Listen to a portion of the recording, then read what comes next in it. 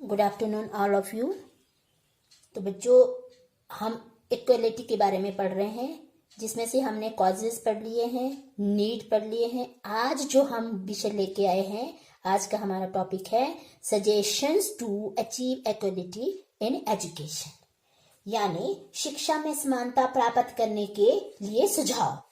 इसमें क्या है कि हम शिक्षा के क्षेत्र में समानता के लक्ष्यों को प्राप्त कर सके, इसके लिए विभिन्न शिक्षा शास्त्रियों ने अनेक सुझाव दिए हैं जो इस प्रकार से हैं। तो मैं आपको पॉइंट पॉइंट करके आपको समझाती हूँ। सबसे पहले है रियायती शिक्षा, कॉम्पेंसेंट्री एजुकेशन। इसमें क्या है कि शिक्षा के क्षेत्र में समानता लाने के लिए जो रियायती शिक्षा प्रदान की जानी चाहिए, अगर समानता लानी है तो रियायती शिक्षा दी जानी चाहिए, यानी पिछड़े वर्गों के लोगों को संपन्न वर्ग के बराबर लाने के लिए शिक्षा में विशेष सुविधाएं एवं प्रोत्साहन देने का प्रावधान किया जाना चाहिए। इसमें कौन कौन है, जैसे निर्धनता, कुपोषण, बाल श्रम, कमजोर स्वास्थ्य के कुप्रभाव को दूर करने के लिए निःशुल्क पुस्तकें, वर्दी, दोपहर का भोजन, छात्रवृत्तियां, आरक्षण, विशेष अनुदान, प्रवेश शर्तों से छूट यानी तथा पूरक शिक्षा आदि जैसे राहत के कदम उठाए जा सकते हैं। तो सेकंड पॉइंट है सार्वभौमिक शिक्षा, यूनिवर्सल एजुकेशन, यानी सबके लिए शिक्षा। तो इसमें क्या है, जिस तरह से प्राथमिक शिक्षा को सार्वभौमिक बनाने के लिए एक सार्थक प्रयास किए जा रहे हैं, और जो कि शैक्षिक अवसरों की समानता के लक्ष्य को प्राप्त नहीं किया जा सकता जब तक कि इस समस्या का समाधान करके प्राथमिक शिक्षा को सार्वभौमिक बनाए जाने की दिशा में सार्थक प्रयास किए जाने की आवश्यकता होती है। वो क्या है कि जैसे दोपहर के भोजन जैसी योजनाओं को प्रभावी ढंग से लागू किया जाना चाहिए, जिससे बच्चों को विद्यालय में रोका जा सके। तभी वो रहेंगे जब उन्हें दोपहर के भोजन जैसी सुविधा उन्हें इस ढंग से लागू किया जाना चाहिए कि उन्हें दोपहर के भोजन जैसी योजना को प्रभावी ढंग से अपनाया जाना चाहिए। और थर्ड है संचार माध्यम, मीन्स ऑफ कम्युनिकेशन। इसमें क्या होता है कि जो शैक्षिक अवसरों में समानता तब तक संभव नहीं होती है जब तक कि जो वंचित वर्गों के लोग स्वयं अपनी शिक्षा व उसके लिए सरकार द्वारा जो दी जा रही विशेष सुविधा के प्रति जागरूक नहीं होते हैं। और यह तभी आवश्यक होता है जब रेडियो तथा टीवी जैसे जो संचार के माध्यमों द्वारा लोगों तक जानकारी पहुंचा दी जाए, और हम उनमें अपने बच्चों की जो शिक्षा के प्रति जागरूकता लाई जाए। और इसके लिए कौन है, जैसे जिस तरह से कौन ला सकता है, जैसे स्वयंसेवी संस्था एवं राष्ट्रीय सेवा योजना के अंतर्गत छात्र इस योजना में पूरा सहयोग दे सकते हैं, और उन्हें ये भी बता सकते हैं कि सरकार द्वारा जो दी गई विशेष सुविधा का वे कैसे अधिक से अधिक लाभ उठाएं।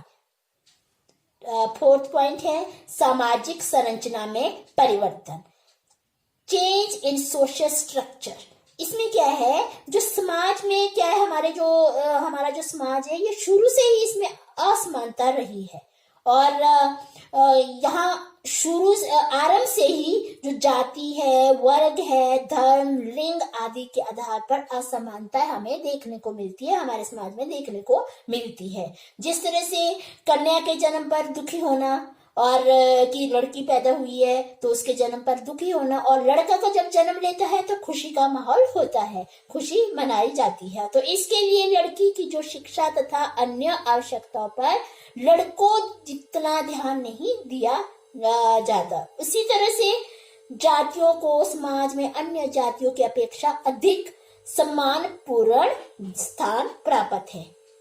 यदि हम शिक्षा के क्षेत्र में समानता लाना चाहते हैं तो हमें इन असमानताओं को दूर करके हमें नवीन समाज का निर्माण करना होगा। अब आता है जो फिफ्थ पॉइंट है, वो आता है योग्यता के आधार पर चुनाव, सिलेक्शन ऑन मेरिट बेस। इसमें क्या होता है, जो शिक्षा आयोग ने ठीक आग्रह किया है कि जो उच्च शिक्षा के लिए चुनाव करने की एकमात्र कसौटी होनी चाहिए और इसमें जातिगत अथवा अन्य किसी प्रकार का कोई भेदभाव नहीं किया जाना चाहिए। इस तरह से चुनाव होना चाहिए जिस तरह से कोठारी आयोग के अनुसार कि पिछड़े वर्गों के लोगों के लिए सामाजिक न्याय के आधार पर तथा प्रजातंत्र की सफलता के लिए यही आवश्यक होता है कि इन वर्गों में शैक्षिक सुविधाएं समान रूप से पहुंचने के लिए विशेष प्रयास किए जाए।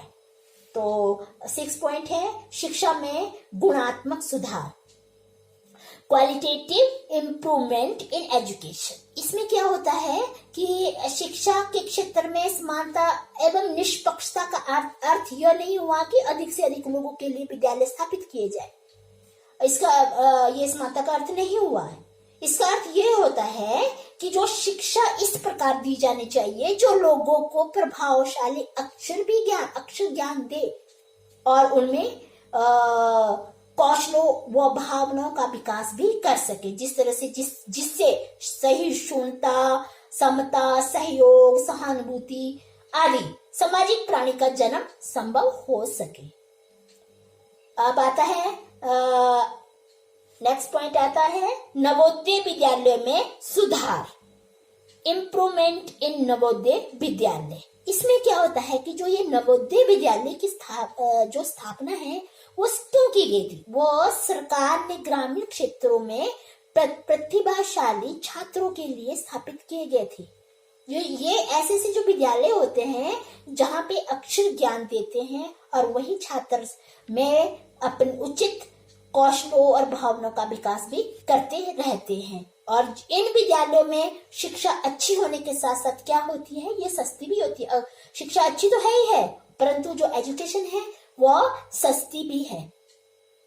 और 9 है शैक्षिक विकास के कार्यक्रम में प्राथमिकता, यानी preference to educational development programmes. इसमें आता है कि जो राम मूर्ति शिक्षा समिति ने 1990 में इस प्रकार का जो विचार प्रकट किया कि समय की मांग यह है कि शैक्षिक विकास के कार्यक्रमों को इस तरह से बनाया जा सके और लागू किया जा सके जिसमें उसमें जो क्षेत्र, समुदाय, लिंग विशेष गतिविधियों के आधार पर अलग अलग लक्ष्य रखे जाए। अब आता है नेक्स्ट पॉइंट आता है एडल्ट एजुकेशन, प्रौढ़ शिक्षा। इसमें क्या होता है कि जो माता पिता में बच्चों की शिक्षा के प्रति जागरूकता, अवेयरनेस लाने के लिए उनका अपना शिक्षित होना बहुत जरूरी होता है और जो प्रौढ़ शिक्षा की दिशा में विशेष प्रयत्न किए जाने चाहिए। अब आता है कंपेंसेटरी एजुकेशन, यानी पूरक शिक्षा। इसमें क्या होता है कि समाज के सामाजिक व आर्थिक दृष्टि से जो पिछड़े लोगों को शैक्षिक अवसरों की समानता का लाभ तभी पहुंचाया जा सकता है जब उन्हें वर्षों तक असमानता के कारण हुई क्षतिपूर्ति करके समाज के अन्य वर्गों के साथ समानता के स्तर पर लाया जा सके। यानी इन वर्गों के जो बच्चों के लिए प्रवेश हेतु कुछ सीटों का आरक्षण, निःशुल्क शिक्षा, छात्रवृत्तियां, जो दोपहर का भोजन, निःशुल्क विद्यालय और यूनिफॉर्म तथा पाठ्य पुस्तक आदि जैसी सुविधाएं दी जा रही है। और नई शिक्षा नीति में तो इन सब के लिए विशेष शैक्षिक सुविधाओं का प्रावधान भी किया गया है। अब आता है शैक्षिक सुविधाओं का विस्तार, एक्सपेंशन ऑफ एजुकेशनल फैसिलिटीज। यहाँ पे क्या होता है कि शिक्षा के क्षेत्र में विषमताओं का एक मुख्य कारण क्या है कि देश के कुछ भागों में तो विभिन्न स्तर पर प्राप्त शिक्षा संस्थाएं हैं और कुछ में क्या है, प्राप्त शिक्षा का संस्थाओं का क्या है, अभाव है, जिससे क्या होता है कि जो वहां अनेक बच्चे शिक्षा प्राप्त करने से वंचित रह जाते हैं, शिक्षा प्राप्त नहीं कर सकते हैं।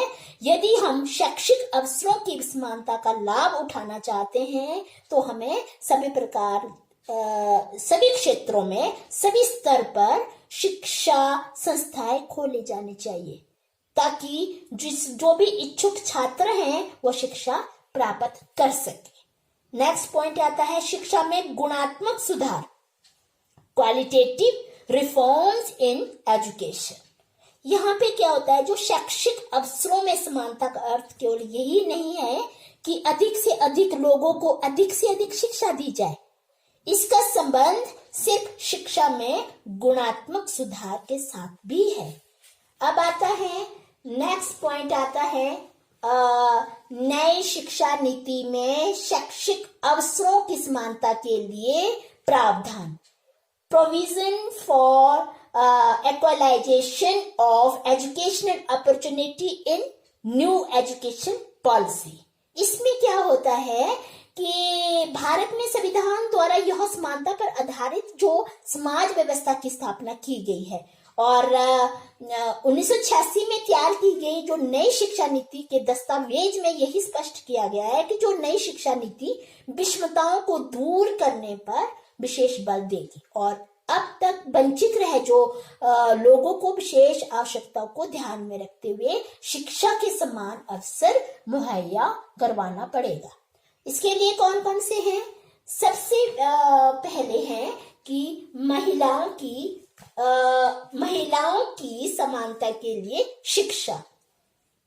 इसमें क्या, education for equality of human, यानी इस नीति में यही कहा गया है कि न केवल सामाजिक न्याय की दृष्टि से बल्कि सामाजिक रूपांतरण की गति को तीव्र करने के लिए भी लड़कियों की शिक्षा पर बल दिया जाना चाहिए। और सेकंड पॉइंट है प्रादेशिक असंतुलन को दूर करना। इसमें क्या है कि नीति के अनुसार शिक्षा की सुविधाओं की समानता की दृष्टि से प्रादेशिक असंतुलन को दूर किया जाना चाहिए, जिससे क्या होता है कि जो ग्रामीण व अन्य पिछड़े जो क्षेत्रों में शिक्षा की अच्छी सुविधाएं दी जानी चाहिए।